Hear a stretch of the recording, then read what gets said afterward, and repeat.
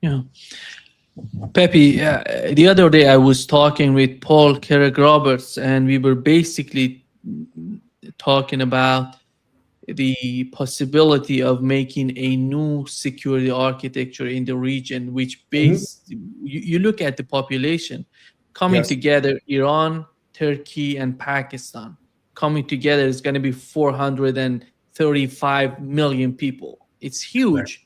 Huge. Adding that Saudi Arabia, maybe Egypt, that's gonna go above 560 to 90 million people.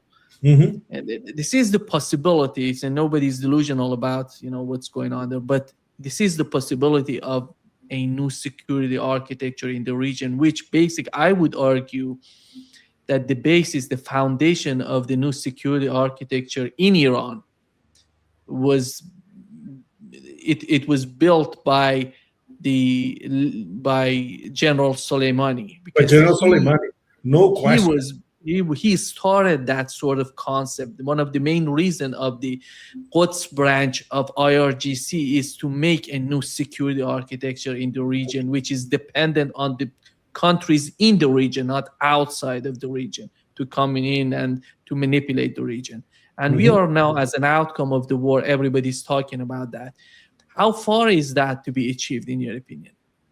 It's going to be a very complicated process, Nima, and it's going to take a lot of time. But what we can say for sure now is that some of the main players are already deeply implicated into this process. Number one is Iran itself, because Iran now is consolidating its if if we go back to the dynasties of the Persian Empire, it's normal for Iran to be at the center of everything that happens in Eurasia. But of course, if we look at the past 47 years, it was an isolation from the West. Iran was not isolated across Eurasia or across Asia, not at all, or even in relations with the global South. But now Iran is empowered in West Asia, across Eurasia, and across the global South diplomatically as well. So it is a rising, not new power, an old power that is rediscovering its roots. Very important. They don't want to dominate the Persian Gulf. They want to assert their rights. That's a completely different story. Uh, the very fractious story of Arabs, Persians, Kurds, uh, this will continue, of course. But now there is going to be a new management, and Iran is deeply implicated to forge this new configuration. So this will depend on several important factors. The number one may be the role of Saudi Arabia. As it stands and looking at the movements, we can say that the Saudis already understood that this is a new Persian Gulf and this is a new West Asia. And they will have to find an accommodation with Iran. Which brings us to the go between. Which is the go between Saudi Arabia and Iran? Pakistan. Very, very important. And the Pakistanis now, they are rediscovering themselves as a huge diplomatic power. They probably did not expect that. It practically fell on their lap because they have good relations with all the players, including relations with this demented Trump administration. So the Pakistanis are playing their hand very, very well and against all odds. And this brings us to a little detail in all that. Why Larry Johnson and I are involved with a YouTube channel that we are basically getting first class direct information from Pakistani mediators. Because Larry and I think that this is crucial to make this architecture work. And we have to know from the people who are in the middle of all these negotiations. This includes, of course, comparing what the Pakistanis say to what comes from Iran, what comes from Qatar, what comes from Saudi, what comes from Oman, what comes, of course, from China. Of course, China never says anything, but China is bankrolling this new architecture because this is something that the Pakistanis fully understood, and also Iran at the highest level also understood one of the biggest winners of this failed war against Iran is China. And China is going to capitalize this to the max, not only in West Asia, but across different parts of Eurasia. So we have to focus on how Iran is going to translate its new power into facts on the ground, on the geopolitical ground, geoeconomic ground, how Pakistan is going to bridge the gap between Saudi and Iran, how this mediation will influence other GCC nations, how China in the background is going to oversee all that. So this is done in a way that is not a direct confrontation with the Americans, because we all know what that means. They go crazy. They start bombing.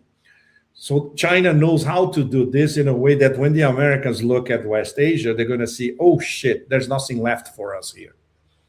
This is the Chinese strategy. In fact, to play Go, you play Go by surrounding your adversary. And the Chinese playing Go in West Asia will be exactly that. They're going to surround the Americas all across West Asia, and there will be nothing left for the Americans to do except leave. So that's why this is such a complex process that is going to take a long time. And of course, which are the spoilers? The death cult, Israel.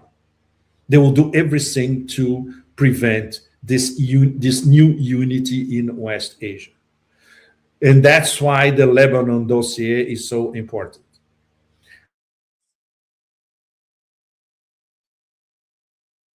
Yeah.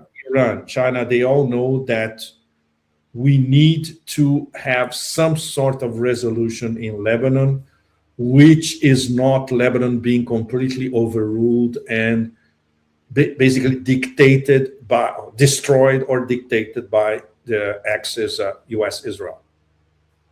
And that's why this is so important in the MOU. It's, in fact, is included in the #1 topic.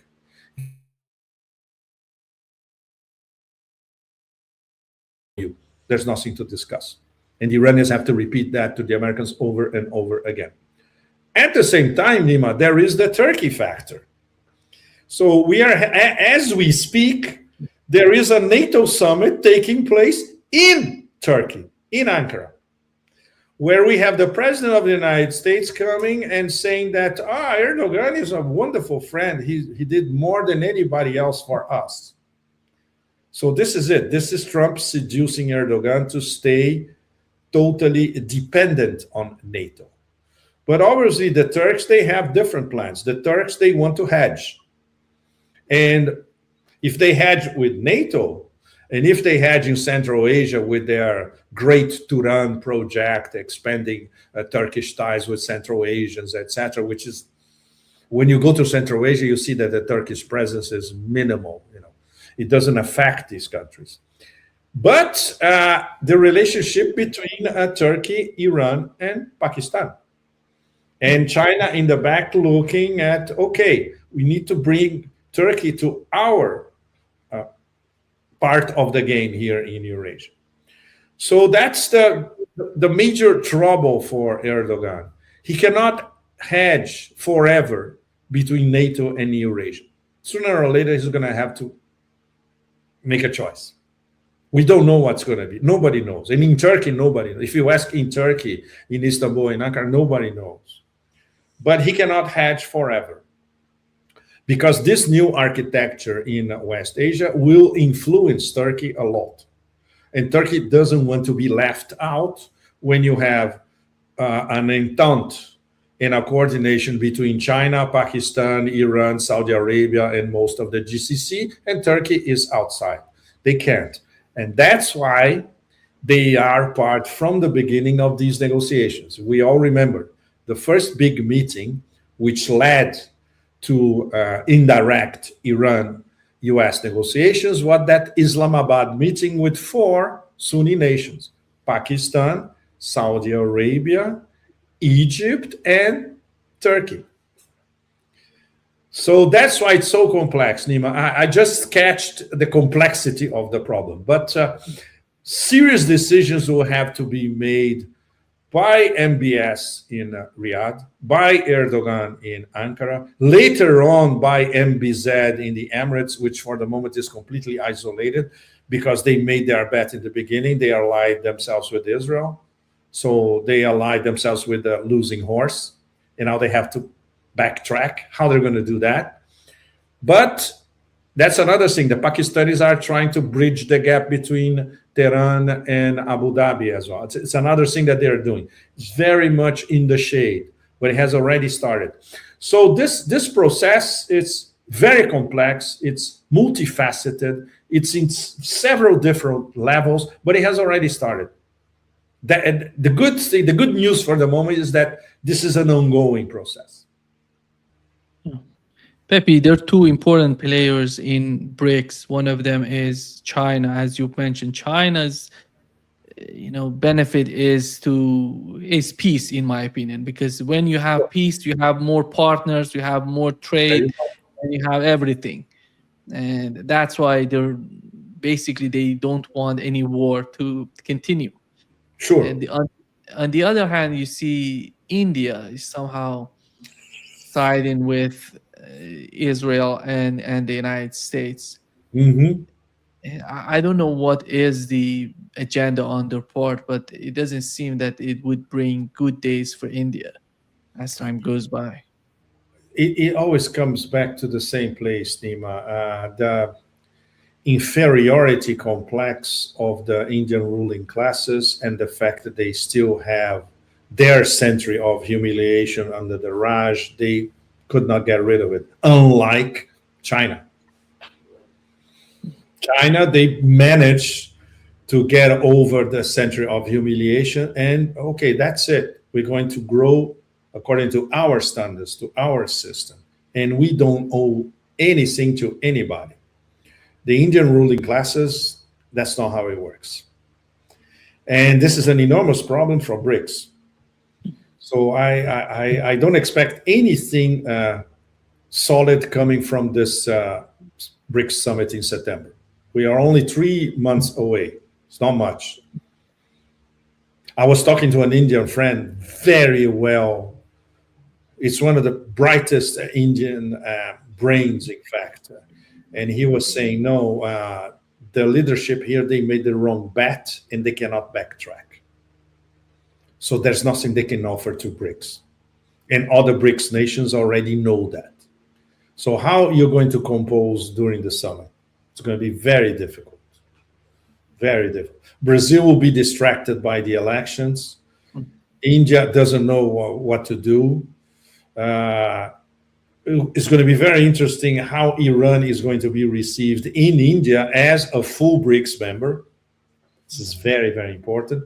And of course, Russia and China will have to do the leg work and the hard work all over again to put the whole thing back together. And extra problem, the Emirates. The Emirates are a full BRICS member. Who's going to bridge the gap between the Emirates and Iran inside BRICS? Only two candidates, Russia and China again. So this summit is going to be, wow, it's going to be hell, really. If the Indians were clever enough, they would try to pull it off by, okay, let's finally have a common platform. But it's impossible. When you consider how they reacted even before the start of the war and how they aligned even before the start of the war, they have no credibility with other big BRICS members. Yeah. So it's going to be very tough. Very maybe tough. It's time for Pakistan to join BRICS. Exactly. But this is an excellent point because Russia and China and now Iran, they are totally in favor. Try to sell this to the Indians. Absolutely impossible. For example, the Shanghai Cooperation Organization was different because they entered at the same time. Russia and China said, look, guys, come in, and then if you have differences, you discuss your differences here on the table with all of us. This time is different. India is there already. They think that South Asia They represent South Asia in BRICS. Pakistan now arriving with this new diplomatic clout that they have, trying to broker peace between the Americans and Iran, with a very good relationship with Iran, with an ultra excellent relationship with China. The Indians are going to look at that and say, wow, we're going to be like a little rat in this table. Nobody's going to pay attention to us. They're going to try to expel us from the table. Yeah.